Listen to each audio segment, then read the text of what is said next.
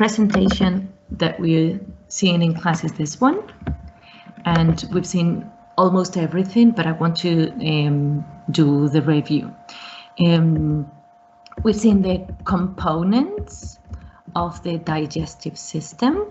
We started with the mouth, and inside the mouth we saw the function of the tongue moving the food and helping teeth doing their function, the salivary glands producing saliva, and the teeth chewing food. We saw all different types of teeth, and estoy haciendo lío como siempre. All different types of teeth, the function of each one, the name of each one, and also the parts that the teeth had. We saw the tongue, and we saw the function of saliva and the salivary glands.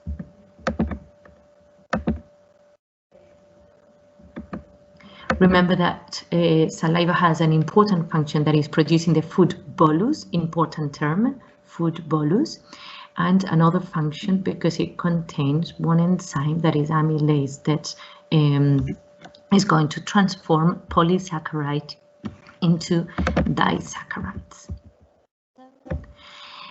That's the mouth. After moving out of the mouth, when we swallow food, it first goes to the pharynx, that is the throat, la garganta, just a tiny cavity, and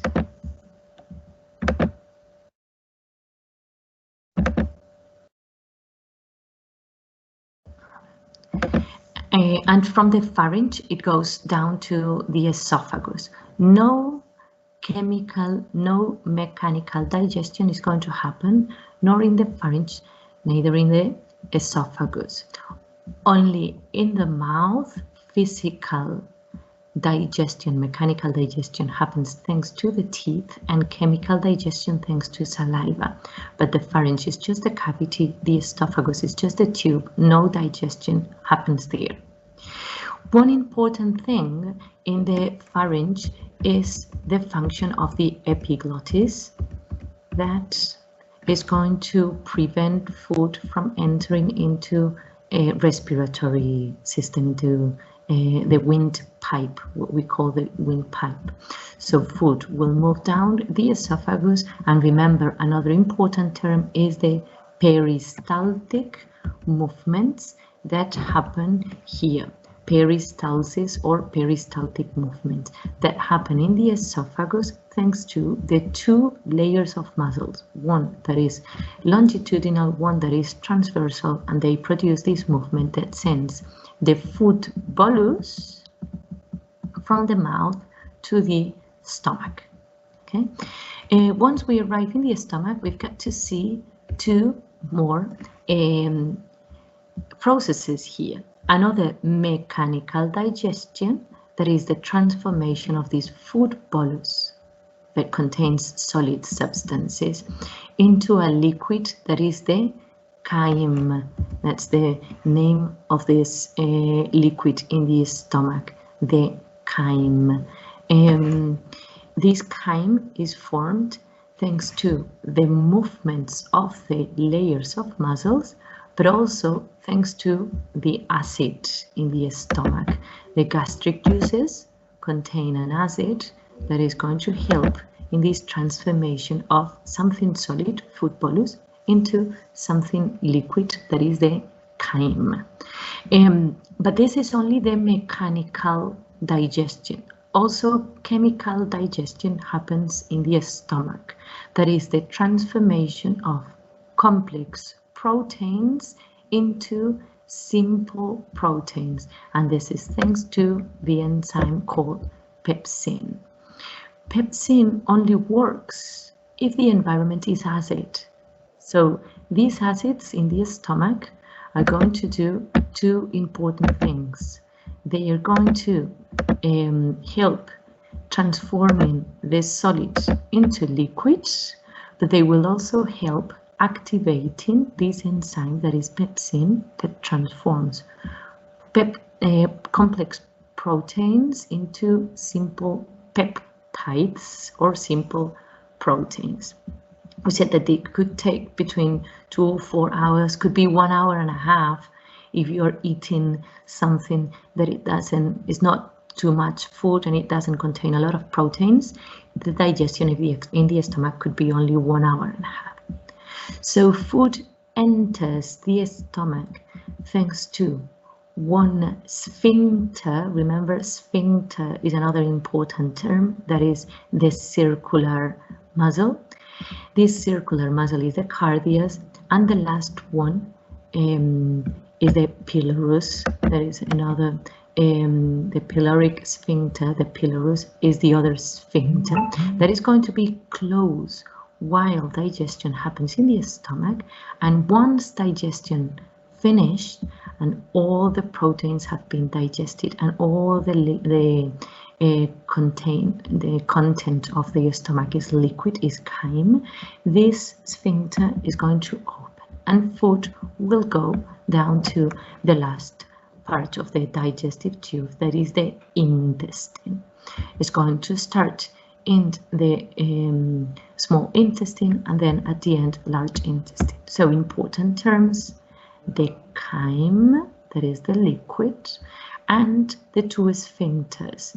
The second one is the pylorus, that is a sphincter that will open when the chyme is ready to go out. The small intestine, then, we said it had 3 different parts. The duodenum, that is just 20 centimeters, just the size of your hand, very small, and it has this C-shaped, and there is where the intestine in this first C is going to receive the liquid in the stomach, the chyme, the bile that has been produced in the liver, but it was stored in the gallbladder and then sent to this part, the duodenum, and it also receives a third liquid, that is the pancreatic juice. Each one contains different components. The chyme, that is acid, is the food bolus that has been transformed. The bile that comes from the liver and is stored in the gallbladder has an important function, that is emulsifying fats. Emulsify, remember, is just big balls, big droplets of fats are transformed into tiny droplets of fats. So the chemical digestion, the action of lipases, that are the enzymes that digest lipids, the action of these lipases is going to be easier, okay? So this one that emulsified fats, but it doesn't contain enzymes. It only contains salts that emulsify fats. And then pancreatic juices and intestinal juices that they do have enzymes to digest the rest of the components of the chyle. So in this moment, the salivary glands had already acted, transforming polysaccharides into disaccharides. The pepsin in the stomach had already acted, transforming small proteins into small proteins. And then I need the action of the pancreatic juices with amylases. If there's any polysaccharide that hasn't been transformed, it will be transformed into disaccharides thanks to the liquids in the pancreas. Simple peptides, simple proteins, will also be transformed into small chains of amino acids thanks to peptidases in the pancreatic juices, and lipases in the pancreatic juices will transform fats into glycerol and fatty acids. And what are the components of the other liquid, intestinal juice? Intestinal juice has disaccharidases, that transforms disaccharides into monosaccharides, more peptidases. Those are the components of the intestinal juice. Okay, so by the end of this intestine, the three parts of the intestine, duodenum, jejunum, and ileum, by the end of the ileum, all the carbohydrates will already be monosaccharides. All the proteins will already be amino acids, and all the fats will be transformed into glycerol and fatty acids, so simple components. So now that I have the simple components, what do I need to do with those simple components? Absorb them. Where will this happen? In the last part of the small intestine. That's why you have here jejunum and ileum, because that's the last part of the small intestine. Si no me equivoco, aquí nos quedamos en la absorción, ¿verdad? Esta diapositiva de la absorción no la habíamos visto todavía, ¿verdad? Tengo un por aquí que dice... No, no la habíamos visto. Vale, pues entonces voy despacito con esta. ¿Lo anterior tampoco te suena, Eva? Bueno, pues lo anterior está en esta diapositiva, que es para que la veáis despacito, y está también. It's also in your book. Let me see. Un segundito que voy. Tenemos, así de memoria diría yo, page number 40. Pues sí, aquí está. Si veis, if you go to page number 40 in your book, you've got that famous chart with all the digestive process, all the digestion, and you've got here that in the mouth is amylase, the one that works. In the stomach is pepsin, the one that works. And in the small intestine, you're going to have the action of biles, pancreatic juices and intestinal juices. And what do pancreatic and intestinal juices, lo tenéis en la segunda línea, pancreatic and intestinal juices contain enzymes like lipases, peptidases, more amylase. And what do? What they do is transform this chyme, that is the name that we've got in the stomach, they transform the chyme into what we call chyle with an L. Lo tenéis que tener por aquí también. A ver si encuentro la palabra así tal cual.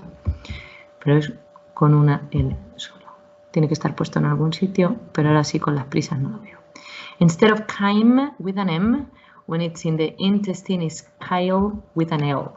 Okay, so this liver and pancreas, and not only pancreatic juice but also intestinal juice, they give me at the end very simple nutrients that I need to absorb. So what's the surface that I have for absorbing these nutrients? Well, we've got a very long intestine. The small intestine, acordaos que es small because it's thin, but it's very long. This intestine is more or less 7 meters. So 7 meters seems to be a long distance to absorb those nutrients, and they are not going very fast. They are moved again through the same peristaltic movements. Those movements that moved the food bolus in the esophagus are the same movements that are going to move my chyle in the intestine while nutrients are absorbed. But if we only have a smooth, que sea liso, a smooth tube, even if the tube is 7 meters long, that wouldn't be enough to absorb all the nutrients that we got after all this digestion. So we need more surface of absorption. We've done a great job getting those simple nutrients from complex food. Now that we have those nutrients, we cannot lose them. We've got to absorb all of them. So what are the strategies that our small intestine has? There are three very important structures or strategies. First one is folds. Folds is just this big structure there. If you see the inside of the tube, the inside of the tube is not smooth, but is folded. That's the way you've got more surface of absorption in a simple way. I'm going to, a ver si puedo, porque ahora mismo me veis ahí abajo en chiquitito en la cámara o no. Sí, si me pincháis lo vais a ver así, que tengo aquí un trocito de tela, a ver si lo podéis ver. Vale. If the tube is this thin, bueno, no voy a saber yo hacer esto, así, pero if the tube was like this, veis que es un trozo de tela y que está puesto así, ¿vale? That is the surface of absorption of one tube that is smooth. What am I getting with these folds? Well, with the folds, I can have the same diameter. Veis que este diámetro es más o menos, pues 3 dedos míos, ¿vale? With the same diameter, if I fold it, I can have more surface of absorption. Once it's folded, I've got more surface of absorption. If the tube was this thick, but occupying less space because you've got it folded, you occupy less space, but you've got more surface of absorption. Bueno, si no lo veis, luego en la realidad os lo haré la semana que viene, a ver si lo veis mejor, ¿vale? So that is what folds are doing. Pinchar otra vez en la pantalla para que vuelva a salir otra vez la pantalla grande. These folds are increasing my surface of absorption 3 times. That's not bad. I've got more surface of absorption. But scientists have seen that if you see these folds with magnifying glass, you're going to see that they have tiny villi. Villi is just tiny hairs. You can even see it if you pay attention, you can see it with your naked eye, but it's better with a magnifying glass. So what does it mean? That instead of this surface, every time it moves up and down, I'm increasing the surface of absorption. Villi, with a magnifying glass, you can see this. Okay?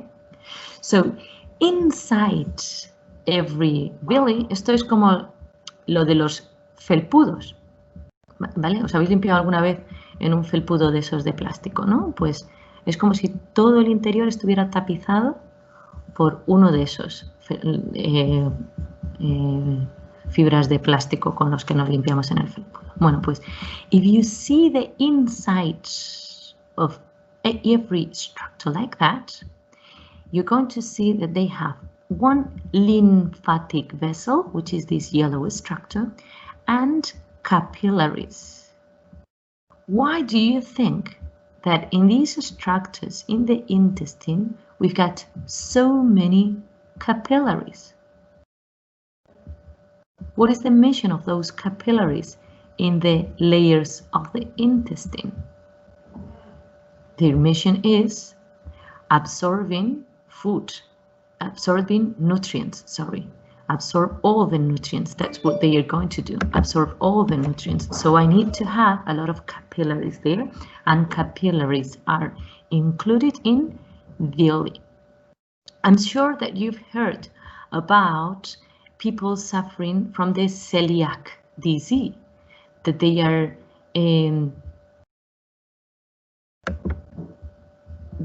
intolerant to the gluten protein. People suffering from celiac disease have a problem. That is, if they eat gluten, this villi in the intestine disappear. And if the villi disappear, do they have it easy to absorb all the nutrients? No, because villi multiply my surface of absorption by 10 times. So if I lose them, I'm losing 10 times the surface of absorption. That's why most patients that suffer this celiac disease, they realize they do it because they start losing weight. Why do they lose weight? Why can't they grow enough? Because they are not absorbing the nutrients. They can eat and they do all the digestion and they have all the nutrients, but nutrients will be traveling and they will be lost because they are not absorbed by villi. As soon as they stop eating this gluten protein, the villi will be restored. Okay, so they need to spend some time not taking any gluten, and at the end, these villi are restored. So that is another structure. First one, the folds that you see with naked eye. Naked eye es ojo desnudo, que quiere decir a simple vista. So folds are seen with naked eye and they multiply the surface of absorption 3 times. If you see it with a magnifying glass, you're going to see villi that contain this capillary inside. Por cierto, all the nutrients get into the capillaries apart from fats. Fats are so big that they cannot get into the capillary and they will go through this vessel, the yellow vessel, that is part of a lymphatic system. Lo veremos más adelante también, ¿vale? Pero they go in a different place, through a different place. And then, apart from these 2 structures, there's a third structure that is microvilli. What is it?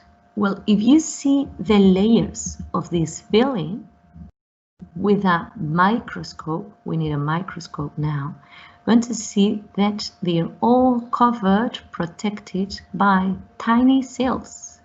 Those cells that they could seem with a magnifying glass just rectangular cells, if you see them with a microscope, you'll see that the outer part of the cell membrane also contains these tiny folds.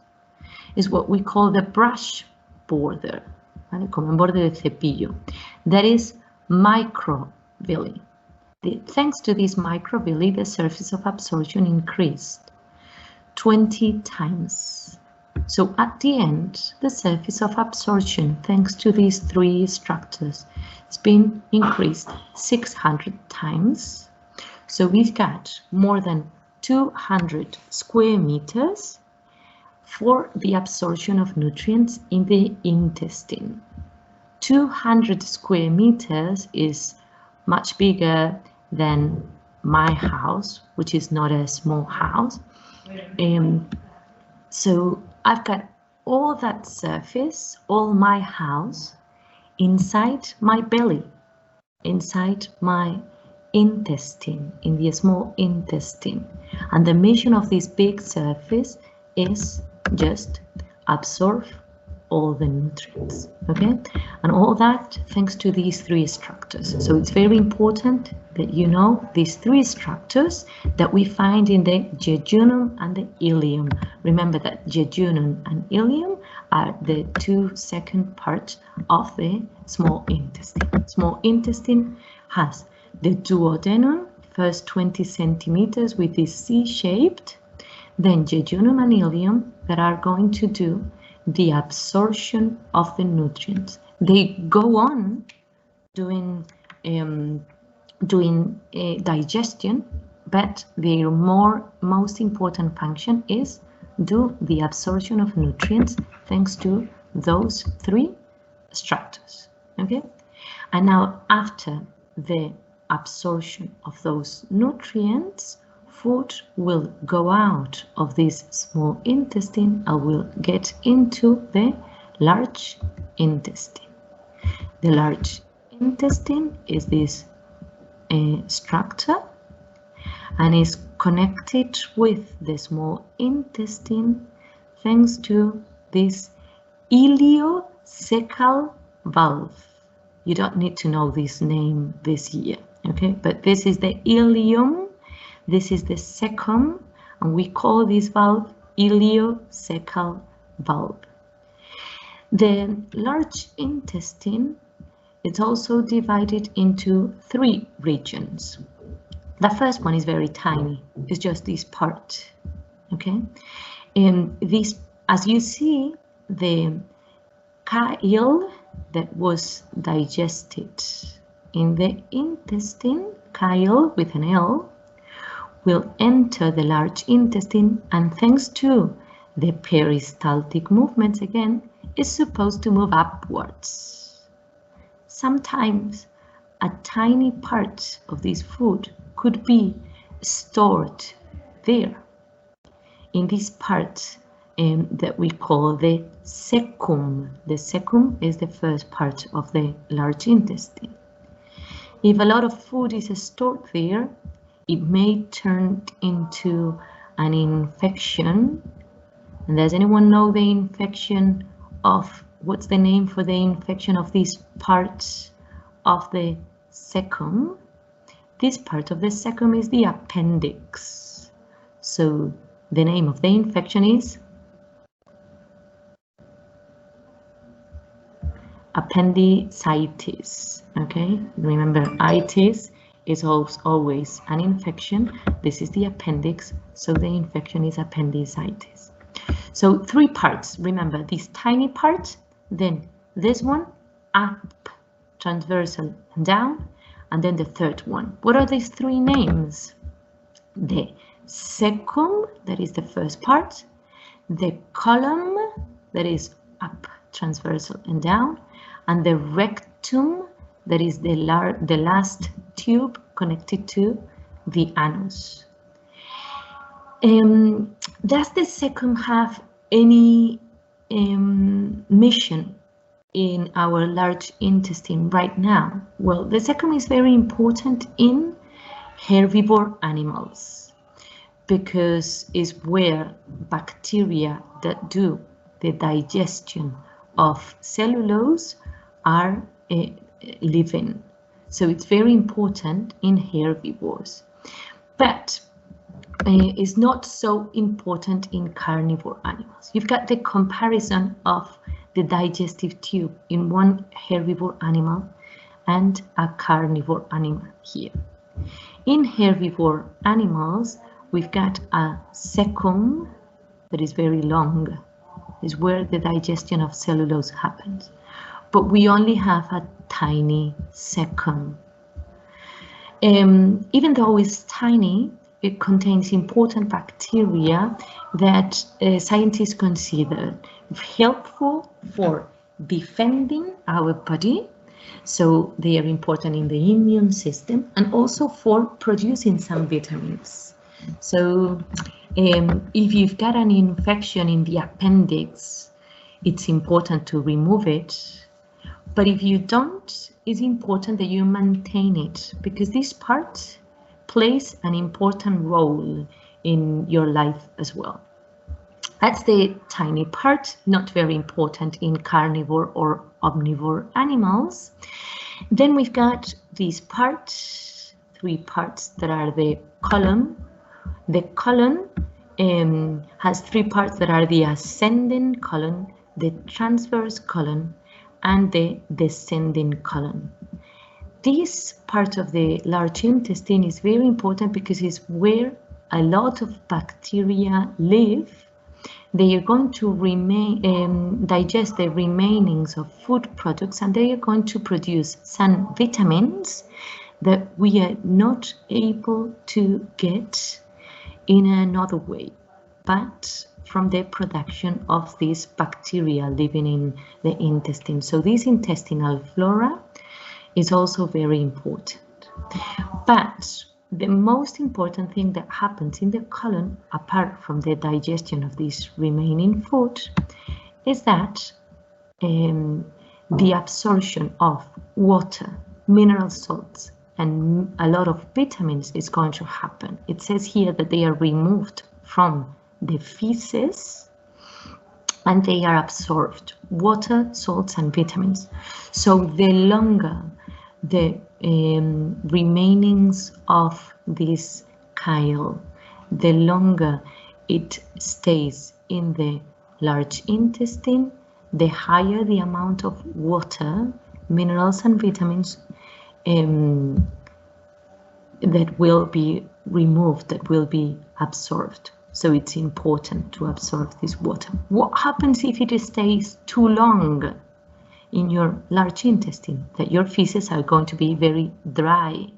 So it's going to be hard for you to eliminate them. That means constipation, que sabéis que no es un constipado, sino un estreñimiento. You are constipated.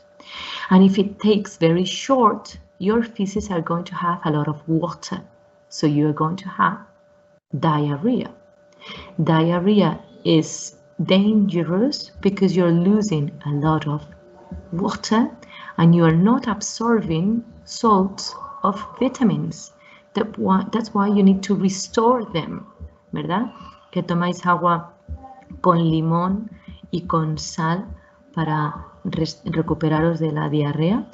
Diarrhea means that you are sending out feces with a lot of water, salts, and vitamins, so you need to restore it. So this absorption happens in the colon, and the last part is the rectum that ends up in the anus. That again has a sphincter, a circular muscle that will control your feces not go out in the wrong moment. So it's another, the last part, the anus. Okay, so with that, we will finish the digestive system. Any doubt related to all this? No questions, no doubt. Okay, so what we get to see the following day is the illness related to this, but we're going to go on with doing some activities and the corrections of those activities that you had to do. We've got those activities. A ver si encontramos aquí. Esto es, ¿verdad? Esta es la hoja que tenéis vosotros. Estáis viendo ahora mismo mi pantalla, ¿verdad? Bueno, así, que si os pongo la otra no lo veis. Sí, y tenéis esta hoja, ¿verdad? Y pregunta mágica, ¿tenemos alguna actividad para corregir de estas? ¿Por dónde nos íbamos? ¿Cuál es la última que tenemos corregida?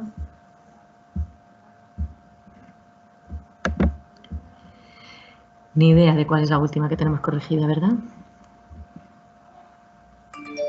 Sí, la 14 y la 13. La 14 y la 13 son la tarea, porque esas no las he corregido con vosotros. La 8 es la última que tenemos corregida. ¿La 9 no la tenemos corregida? Bueno, las corrijo otra vez a partir de la 9, que a lo mejor ha sido algún día de los que ha estado difícil la conexión. La 14 y la 13 son las que tenéis de tarea. Hasta la 11 tiene Mónica corregida. Bueno, pues question number 9 and number 10 are not very difficult, so very quickly, how is food moved along the gut, so the digestive tract? This was thanks to magic term peristaltic movements. Okay, that's the word that I wanted there. This one, peristaltic movements. How is food prevented from entering the trachea? Thanks to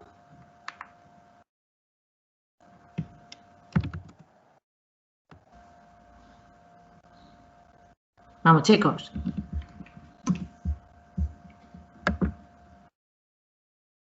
What's the name of the... Thanks to the epiglottis. Ahora tenemos la duda del spelling de esto, que nunca sé si lleva doble algo. Dice aquí que epiglottis tiene double T. Double T, eso es. Epiglottis. So, as the second one, epiglottis. Number 11, explain what the stomach does to process food. What does the stomach do to process food? Aquí es que tenía yo aquí puesto alguna cosita más.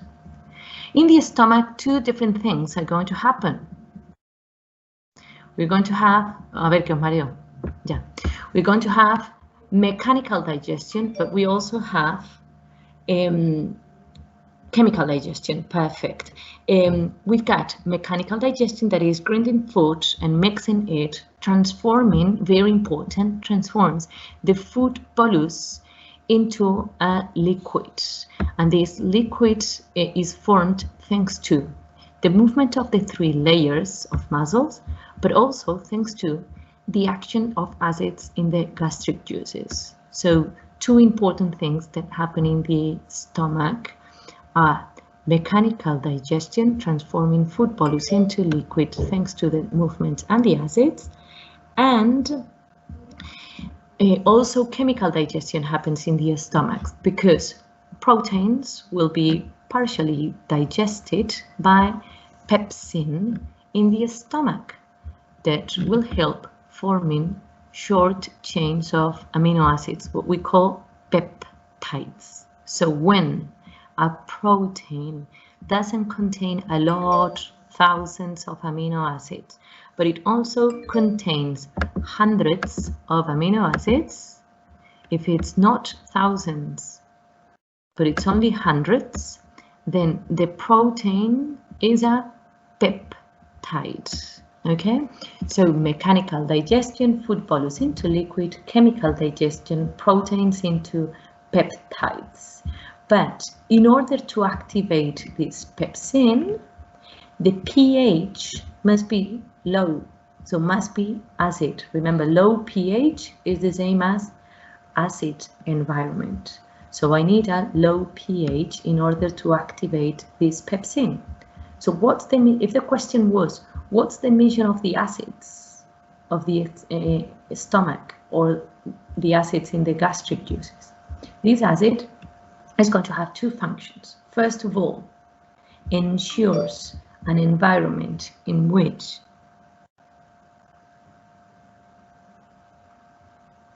¿cómo ponerlas? Que haga así. Que haga así, mira. A ver. Bueno, que te las puedo subir si quieres, sí, hasta donde las tenemos. Pero ahora puedes hacer así, botón mágico. Así. De estas también. Pero sí, te las subo. Cuando esté activo el aula virtual, ya sabéis que es que este aula virtual le tenemos ahí un poquito saturada hoy. Pero bueno, a ver si puedo ponerla hasta donde tenemos. Bueno, volviendo a esta pregunta. Mechanical food bolus into liquid, chemical proteins into peptides. The name of the liquid after these processes is chyme. So I don't have food bolus anymore, but I have chyme. Okay?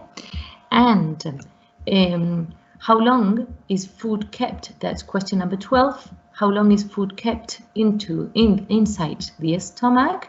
Is more or less 1.5 hours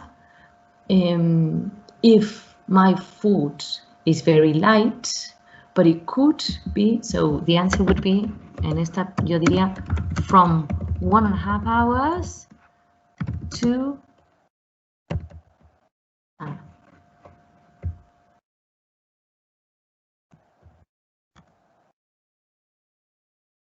así estaría mejor. From 1.5 to 3.5 hours. Okay, from 1 hour and 30 minutes to 3 hours and 30 minutes. And what keeps the food in the stomach is the pylorus, that is an sphincter. Acordaos que esta palabra la estamos diciendo mucho. Sphincter, that is a circular muscle, and is closed until the chyme is ready to go to the small intestine, the duodenum, that is the first part of the small intestine. Okay. Voy despacito para que no se vea la solución. Dice, name 2 substances that are added to the food in the small intestine. So 2 liquids. Does anyone have an idea on 2 liquids that are added in the small intestine? In fact, it's in the duodenum of the small intestine. There's 3 liquids, but I'm asking for 2.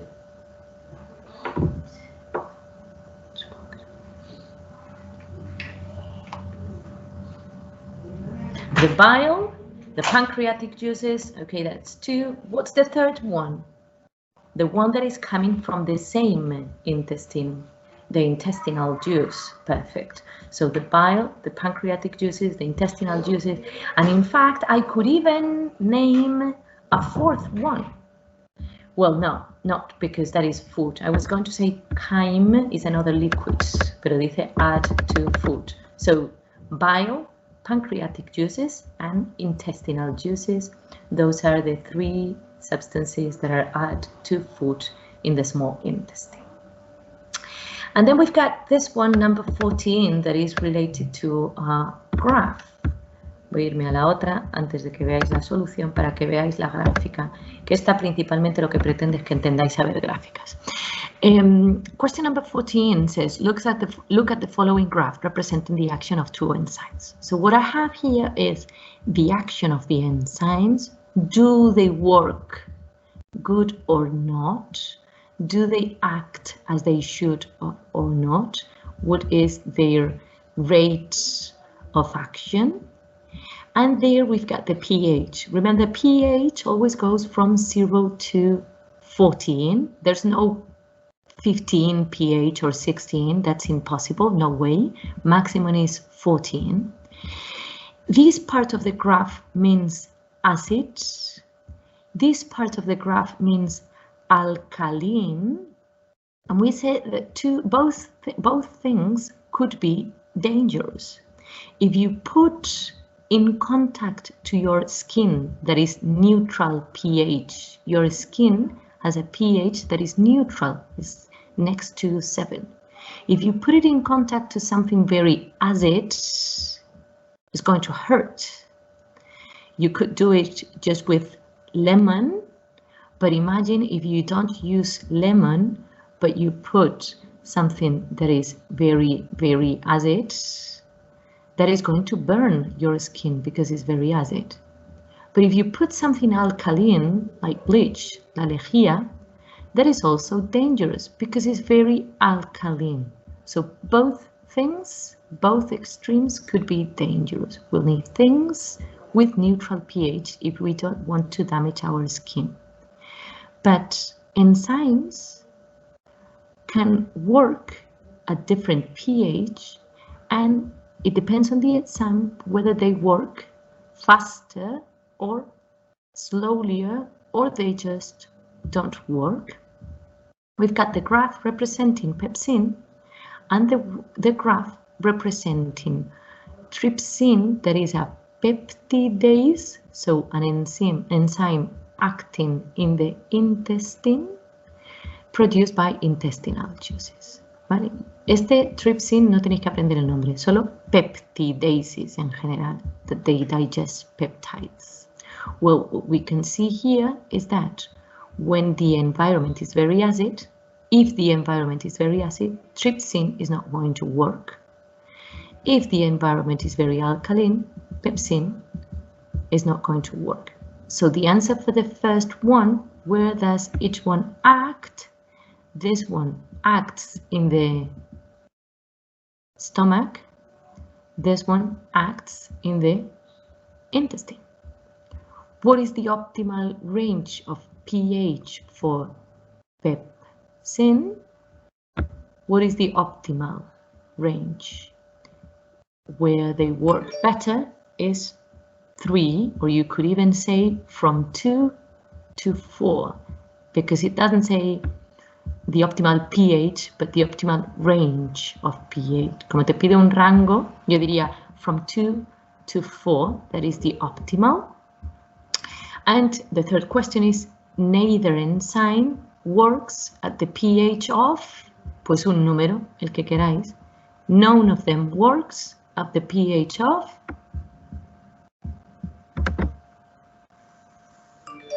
for example, at the pH of 13 or 14, you could even say 12. They don't work from 12 to 14, but you can just say 12, 13, or 14. Right?